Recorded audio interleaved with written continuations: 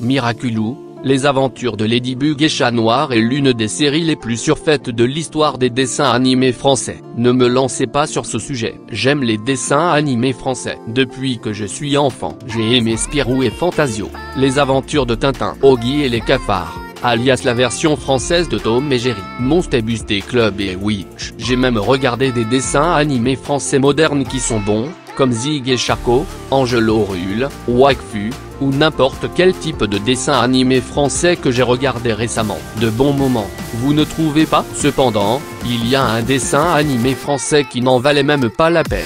Et c'est Miraculous, les aventures de Ladybug et Chat Noir. Oh mon dieu putain, pourquoi ai-je même regardé cette série et maintenant mon cul était en feu. Donc, je veux parler de pourquoi cette série, Miraculous, les aventures de Ladybug et Chat Noir était un désastre. Donc, sans plus attendre, commençons cette discussion. Voulez-vous? Miraculous. Ladybug suit les aventures de deux super-héros à Paris alors qu'ils combattent des méchants dirigés par un gars qui veut faire tomber les héros. On pourrait penser que cela ferait un bon spectacle avec de l'action intense, des personnages adorables et une construction du monde très riche. Malheureusement, vous pensez aux aventures de Sonic the Hedgehog. Le principe de cette série s'effondre immédiatement lorsque vous ajoutez les détails. Il s'agit en fait d'une fille stupide nommée Marinette qui a le béguin pour un garçon de rêve nommé Adrien. Elle prend également son identité de super-héros Ladybug pour se battre aux côtés de Chat Noir, qui est en fait Adrien. Ensemble, ils combattent des méchants mesquins corrompus par des papillons Akuma, envoyés par le principal méchant de la série, Hawkmoth.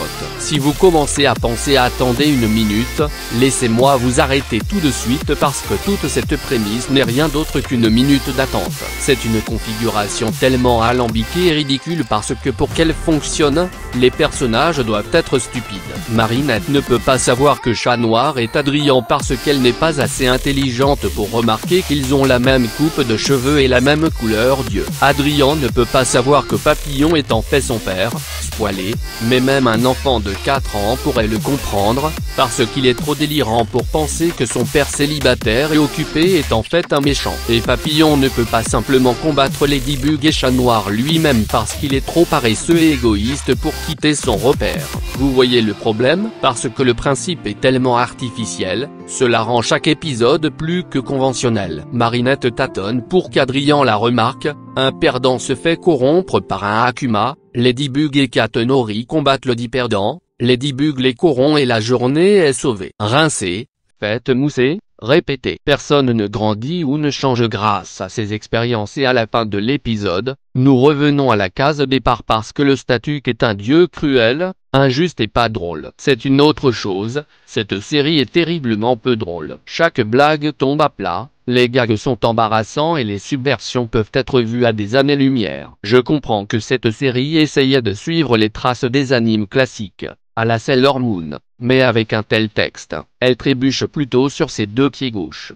Les personnages ont clairement pris des leçons stupides de Fichouk. Aucun d'entre eux n'est un tant soit peu intelligent ou n'a de bon sens, et plus ils sont à l'écran, plus l'expérience est agaçante. En commençant par notre crétin principal, Marinette est, pour la énième fois, une fille stupide et irresponsable qui rend les choses empiriques. Une fois de plus, je dois me demander pourquoi tant de créateurs insistent pour créer des personnages féminins comme celui-ci, car cela ne fait rien d'autre qu'un bon exemple de comment ne pas agir. Dans le cas de Marinette, elle est follement amoureuse d'Adrien au point de lui voler son téléphone pour supprimer un message embarrassant, a du mal à lui donner un cadeau d'anniversaire et a eu une feuille de calcul entière de ses activités quotidiennes. Ce n'est ni mignon ni drôle. C'est trop fou. Adrien n'est pas beaucoup mieux car il n'est qu'un garçon de rêve unidimensionnel qui ne se rend pas compte des avances de Marinette. Quand ils sont Ladybug et Chat Noir, Marinette est plus confiante et Chat Noir la drague fréquemment. C'est à peine une amélioration car les personnages se dérobent fréquemment à leurs responsabilités personnelles pour leur propre gain personnel. Aucun des personnages secondaires n'est beaucoup mieux car Alia agit davantage comme la conscience de Marinette, Nino est le meilleur ami anti-autoritaire d'Adrien, Tiki est le petit lutin de Marinette avec une voix agaçante qui se fond dans son costume, et de même plague pour Adrien. Ensuite, il y a Chloé, la gamine gâtée désignée de la série. Comme toutes les gamines gâtées avant elle, c'est une vagabonde méchante, autoritaire, égoïste et égocentrique qui drague souvent Adrien. Elle est aussi la fille du maire, ce qui est une mauvaise image non seulement de lui en tant que politicien, mais aussi en tant que père. Cependant, le pire dans cette série, ce sont les méchants. Chaque méchant n'est qu'un crétin mesquin, stupide et égoïste avec des gadgets faibles, des costumes minables et aucun ose menaçant dans leur corps. De Bublé utilise des bulles comme pouvoir, Stormy Vitae crée des tempêtes et de la glace, et rien d'autre, ce qui rend son nom plutôt trompeur, Monsieur Pigeon utilise des pigeons et Copycat n'est que chat noir, mais maléfique. Tous ces méchants sont dirigés par le méchant principal de la série, Hawkmoth, qui reste paresseusement dans son repère en attendant que ces méchants perdent en face son sale boulot plutôt que d'essayer de s'attaquer à Ladybug et Chat Noir lui-même. Le doublage est franchement très irritant. Et oui, je parle du doublage français car en anglais les personnages ont un mauvais playback, ce qui me frustre au plus haut point. Anouk Aubois donne l'impression de crier tout le temps et fait paraître Marinette très rebutante. Benjamin Biolay n'a pas l'air aussi enthousiaste qu'Adrien et ce n'est pas beaucoup mieux en Chat Noir. Marine Onamaché a l'air très grinçante et peu naturelle en Tiki, et Thierry Casazian a l'air trop grave et bourru en Plague. Antoine Thaume n'a pas semblé aussi menaçant que je l'aurais souhaité en tant que Papillon, car il ressemblait plus à un dur à cuire parlant français. Fanny Bloch avait l'air plutôt ternante en Calia, et son alchimie avec Marinette n'a jamais semblé crédible. Marie Chevalot avait l'air très agaçante et plus tendue en tant que Chloé. Ils font tous de leur mieux, je sais, mais ils ne peuvent pas sauver un matériel aussi désespéré. Visuellement, ce spectacle a l'air absolument terrible, ce qui en dit long étant donné que 14 sociétés différentes ont collaboré pour lui donner vie. Non, ce n'est pas une exagération. Et In Effecto Atlantis ont tous contribué à la création de ce spectacle. Les personnages ont des designs distincts inspirés des animes classiques, comme les cheveux des personnages d'une couleur spécifique, de grands yeux expressifs et des costumes colorés. Malheureusement, dans l'animation réelle, le spectacle a l'air misérable. L'animation des personnages est si rigide et restreinte, interdisant toute tentative d'imiter les expressions cartoonesques des animes classiques. C'est également vrai pour les scènes d'action car les personnages n'ont aucun poids pour eux et la cinématographie est très instable. Le pire dans les visuels, c'est la façon dont ils représentent Paris. Oui, les bâtiments sont bien conçus et ont une belle palette de couleurs, mais cette ville est presque complètement vide. Il y a environ 30 personnages qui se promènent, ce qui est bien loin de ce qu'est réellement Paris. Même un mardi calme, la Tour Eiffel reçoit environ 25 000 visiteurs. Vous vous attendez à ce que je crois que Paris est à ce point dépourvu de citoyens et de touristes? Bologne. Même avec de bons designs, le spectacle a toujours une animation rigide. Ce spectacle ne mérite pas d'être qualifié de miraculeux. Miraculous Ladybug est une parodie de dessin animé qui échoue à tous les égards. L'écriture est atroce.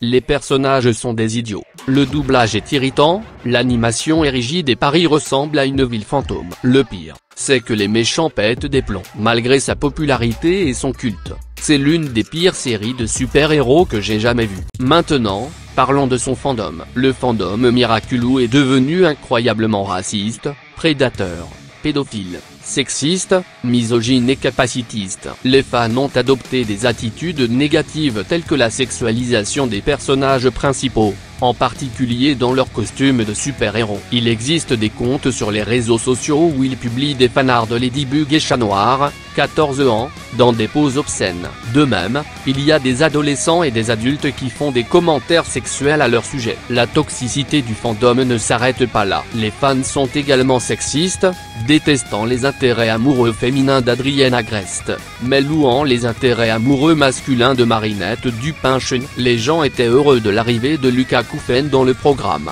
et cela ne les dérangeait même pas lorsque Marinette a commencé à sortir avec lui, mais quand Adrien est devenu le petit ami de Kagami, tout le monde l'a détesté et a proféré des menaces de mort. Le nombre d'attitudes toxiques qui existent au sein de ce fandom est énorme, et il faut le mentionner. Miraculous, les aventures de Ladybug et Chat Noir a pas mal baissé en qualité. Étant une série dont le créateur prône la haine et nie la liberté d'expression, on ne peut pas s'attendre à grand chose. Dans l'ensemble, il est dommage que cette série très populaire, que j'ai tant aimée, en soit arrivée à ce point. En particulier, je ne regarde plus la série. Si ce n'est pas votre cas, ce n'est pas grave. Cet article n'a pas pour but de critiquer ceux qui la regardent. mais de les inciter à analyser ce qu'ils consomment. Au final, l'ouverture d'esprit est essentielle. Donc en conclusion, Miraculous, les aventures de Ladybug et Chat Noir est l'une des pires séries de super-héros qui ait jamais existé. Cette série m'a déçu de voir à quel point elle a causé la chute de Dean Chanel. Je pensais que cette série serait la ponction d'argent de Nickelodeon. Mais cette série est maintenant devenue la machine à attraper de l'argent de Dean Chanel. Parce que Miraculous, les aventures de Ladybug et Chat Noir est diffusée depuis longtemps sur Dean Chanel. Et quel en est le résultat? Mickey Mouse de 2013, annulé. Wendeo Veyondé, annulé. La loi de Milo Murphy, annulé. Réponse et les aventures de Réponse, annulé. La bande à canard de 2017, annulé. Les nouveaux héros, annulé. Amphibia, annulé. La maison du hibou, annulé. Le monde merveilleux de Mickey Mouse, annulé. Le fantôme et Molly Mji, annulé. Elle est en it, annulé. Miraculous, les aventures de Ladybug et Chat Noir, plus d'épisodes. Quoi donc?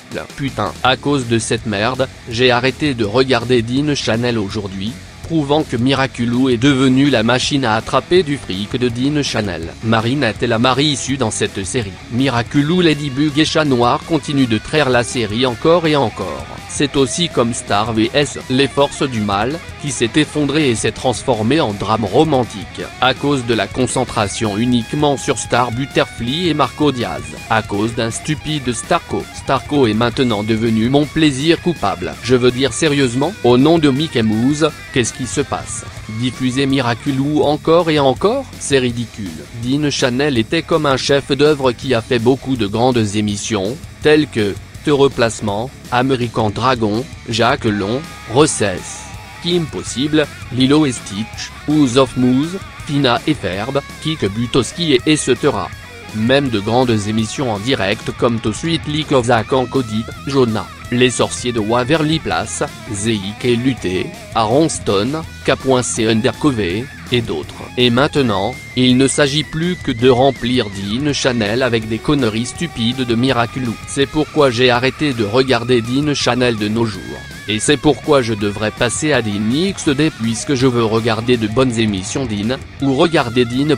Je veux dire, pourquoi Dean aurait-il acquis Media One et la franchise Zag? J'en suis presque gêné. Mais bon, il y a de bonnes émissions modernes de Dean Chanel, Big City Green, Monster Havork, The Proof Family, Loudé en Proudé, Ibiverse, Hamster en Gretel, Moon Girl en Deville Dinosaure, et Kiff. Et je ne veux pas entendre parler de Primo. Espérons que Stugo, Koki en Milk, Northwood et The Revival of Fina en Ferb, Darkwing Duke et même Talespin en valent la peine. Mais Miraculous, les aventures de Ladybug et Chat Noir, cette série doit vraiment s'arrêter.